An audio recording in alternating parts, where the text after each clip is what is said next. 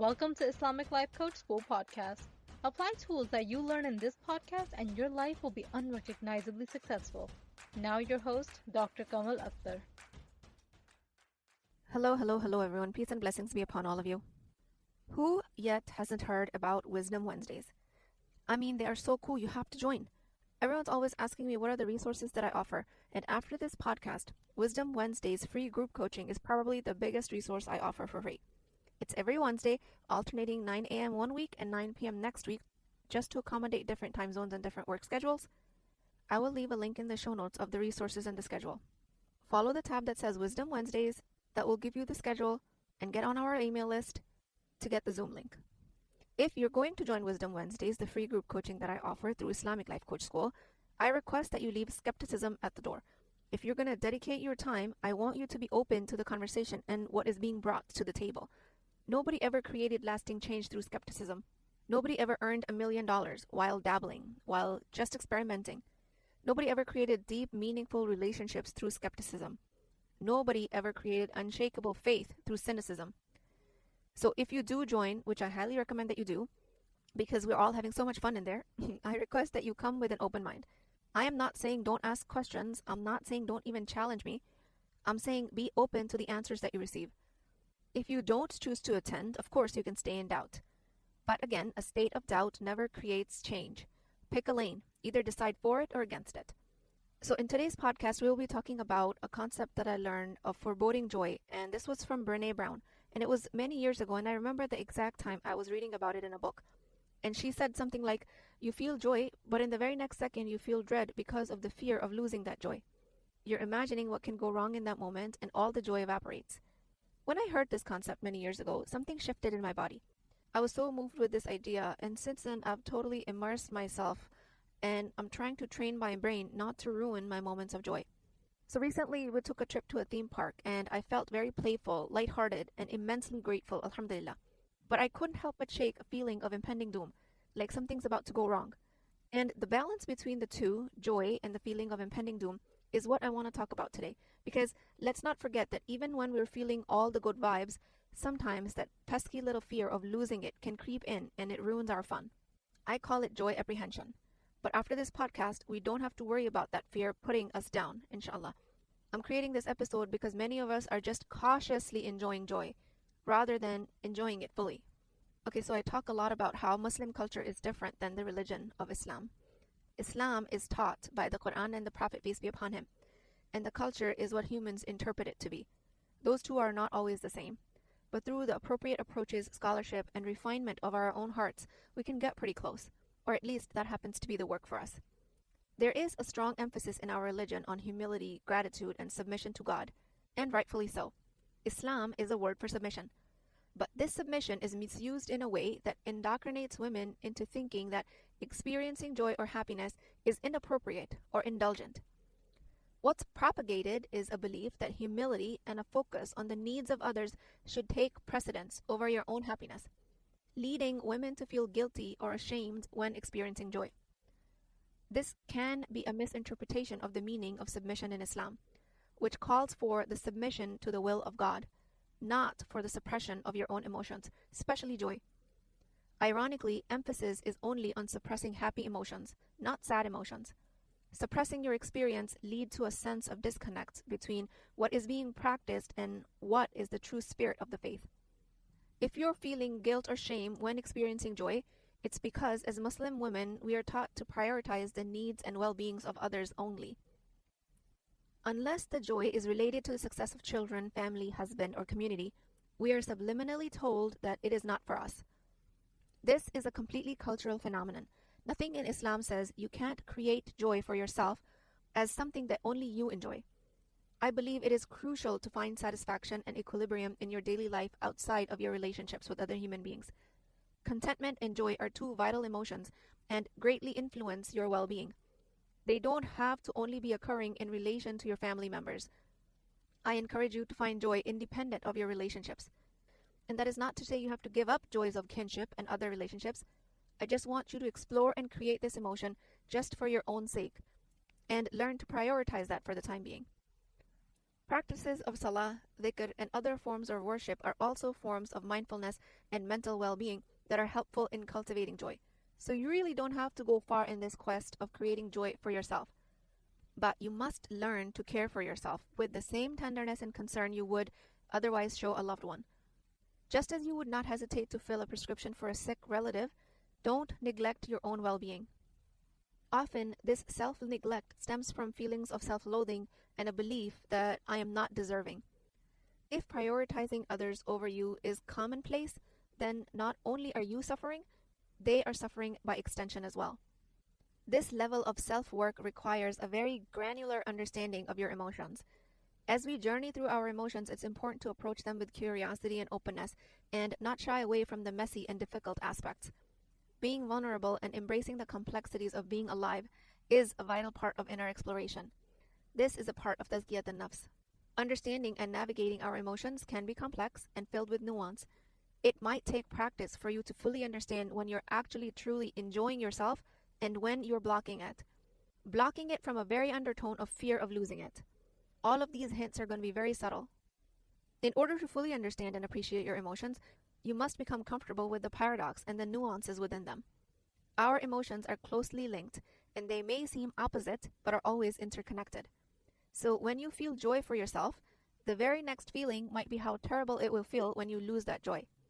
That is only natural. Emotions are created on a spectrum, and the opposite of joy has to be felt at some point for you to know what joy feels like. Again, just a reminder, the world as a whole is a mixture of order and chaos, and it is important to strive for the balance. This balance can also be seen in the Eastern philosophy through the concept of yin and yang, which illustrates the idea that neither light or dark can exist without the other, and the balance can be achieved by finding the equilibrium between the two. As a Muslim woman, though, we are taught balance and moderation, which is especially fitting when it comes to emotional experiences. Attempting to eliminate all negative aspects or chaos from your lives creates an unachievable state of perfection. Remembering that there will be times when you won't be able to create harmony, and it's okay to let disappointment and hurt be present, not at the cost of harmony, but as an opposing paradoxical force. The light and open or positive emotions cannot be interpreted by the brain if the tight, heavy, and closed negative emotions are not experienced as well. I titled this podcast Apprehension of Joy because you are often unable to experience joy fully even for a moment until the memory of it being lost steals the experience.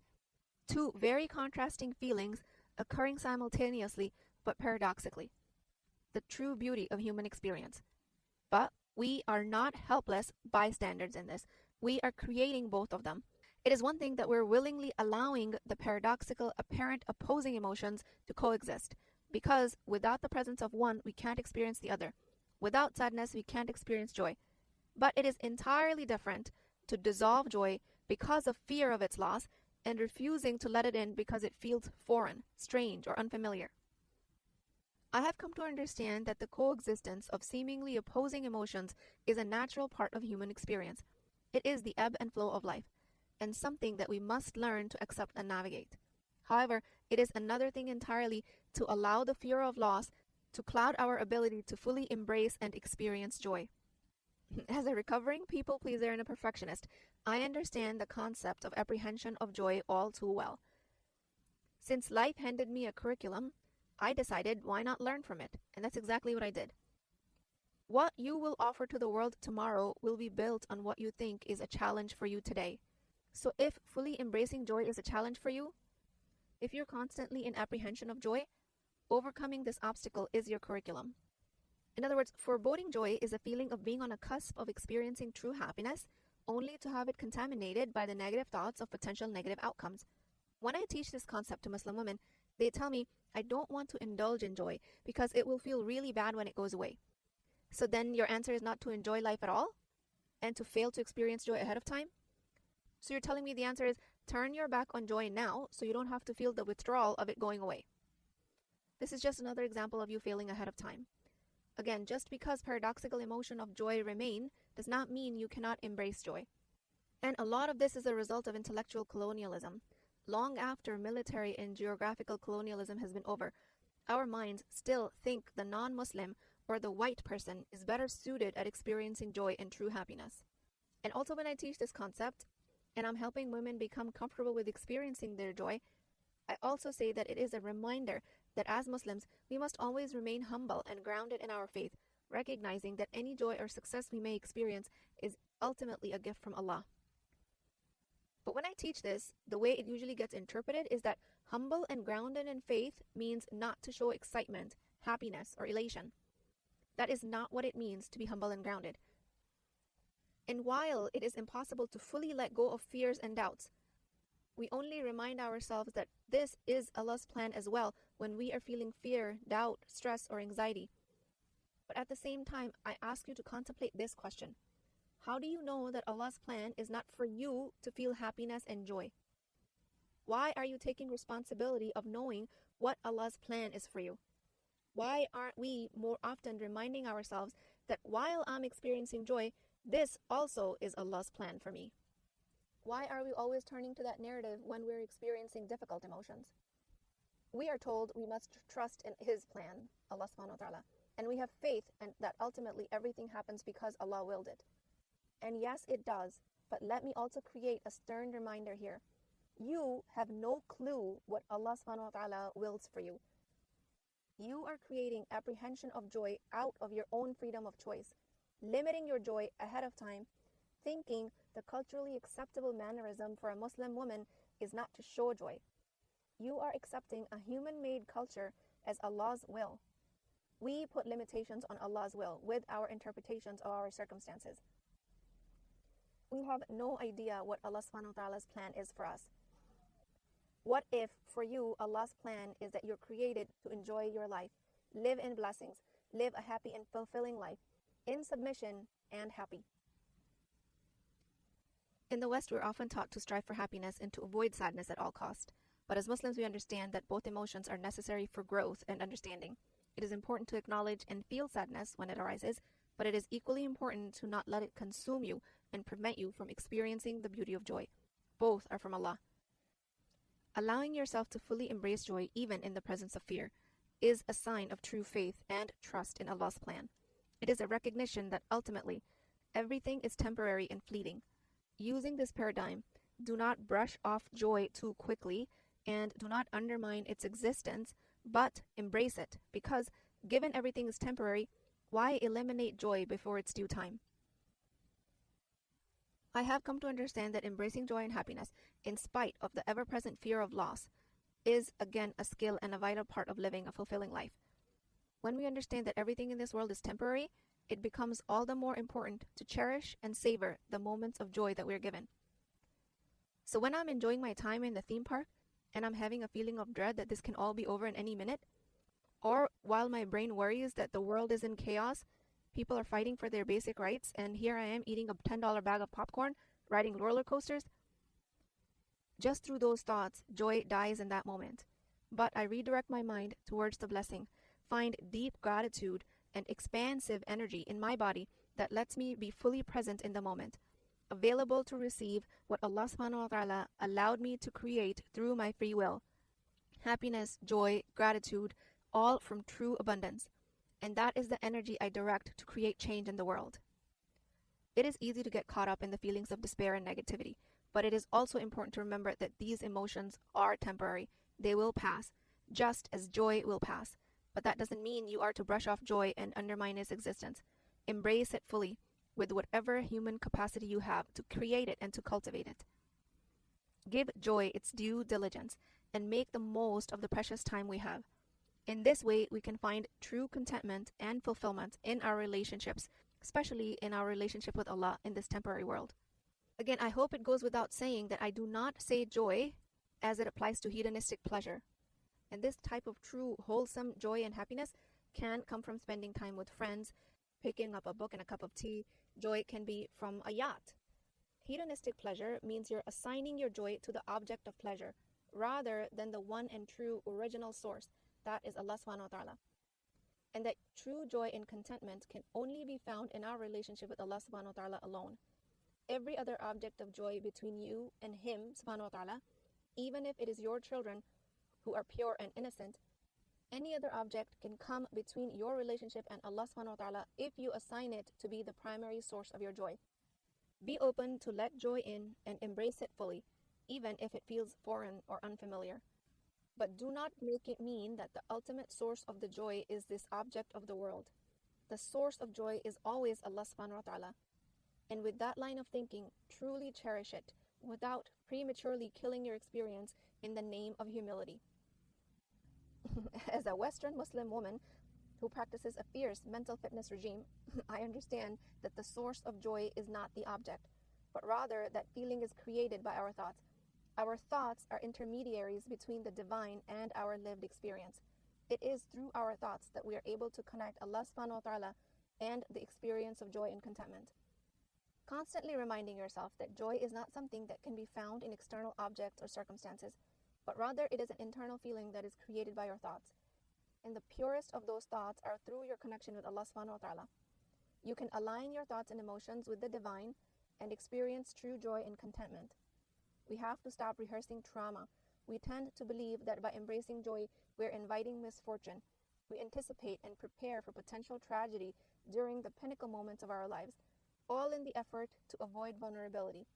But this fear of being caught off guard by pain leads us to constantly rehearse tragedy and trauma.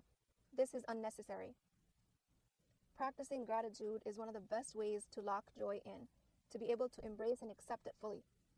In the moment of joy, when the thoughts of fear try to sneak in, practice gratitude for the joy. It fortifies your faith. It strengthens joy and grounds it firmly in the mind. Gratitude weighs more than the fear of loss if you let it. All through this podcast, I've been using the word joy, but many other emotions come to mind, like elation, bliss, delight, ecstasy, exhilaration, serenity, euphoria, thrill, adventure.